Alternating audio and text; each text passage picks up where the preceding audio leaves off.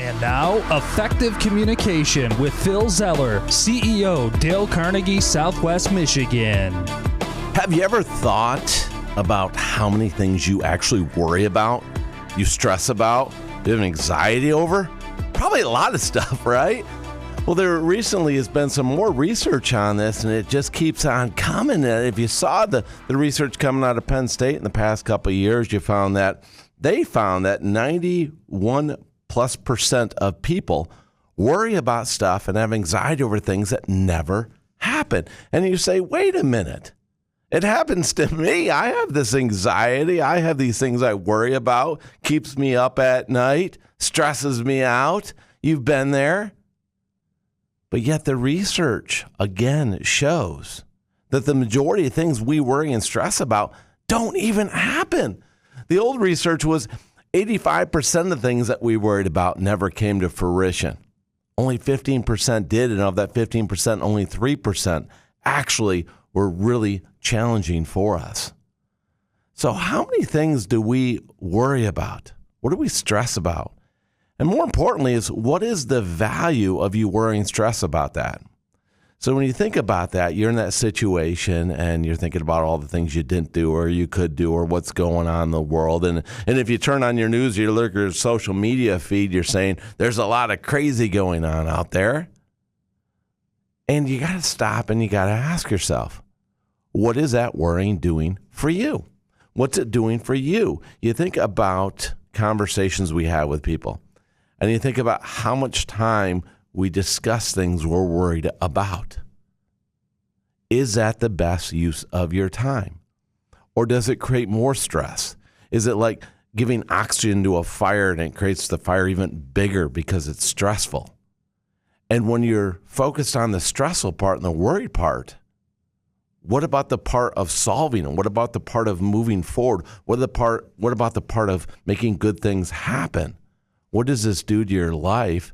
I can recall a couple of years ago, I was sitting down with two friends of mine, and they're both just a couple of years older than I am, and one's looking at the other one and said, "What's wrong with this picture? What's wrong with this picture?" And the other gentleman looks and says, "What do you mean?" He says, "Look at Phil. Look at Phil." He goes, "Yeah, he looks the same as he always does." Well, what a compliment that was. And I looked at them, and they said, "What's your secret?" And I said, "It's managing the stress." You know, that they're like, "Well, your hair should be all gray like our hair is all gray." And I do have gray hair. There is some, but the reality is the stress and anxiety in life, when you let it get to you, it's going to prematurely age you. It's going to make you older. I'm sorry. It's what it does. It just takes its toll on the body. And the challenge is that you got to ask yourself, do you want to take that toll on your body? So here on Effective Communication, we're always talking about ways that we can get out ahead of this stuff. What can we do differently? Because we know that the worry and stress and anxiety is there. We know that the majority of it doesn't come true. So that being said, what can you do? Well, Dale Carnegie said, remember, happiness doesn't depend on who you are or what you have. It depends solely upon what you think. So Dale Carnegie would challenge you to start each day by thinking about all the things you have to be thankful for. Your future depends very largely on the thoughts you think today. So think thoughts of hope, confidence, and love and success. What if you could do that? What if you could fill your mind with those thoughts rather than the negativity, the worry, the stress, anxiety? The challenge is, first of all, think, could you do that?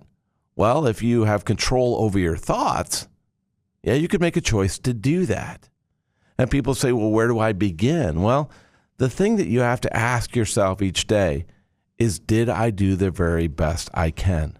Did I do the very best I can today? If you ask yourself that question of yourself, you can hold yourself accountable. Did I do the very best I can?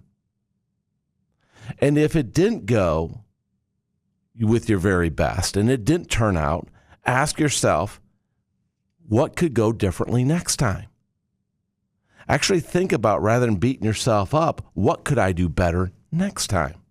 and go ahead and write it down. So if you go each day and do the very best you can, if it doesn't turn out, you have an action step to write down what I could try differently next time.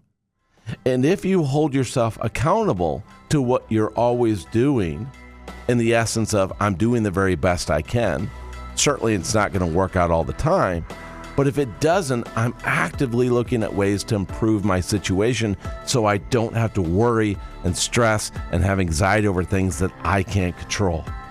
So realize that worry, stress, anxiety ages you, and it robs you of the abundant life you should be living. So make it a daily habit to do the very best you can. And if you do, you'll live a happier and healthier life. Now go make it happen.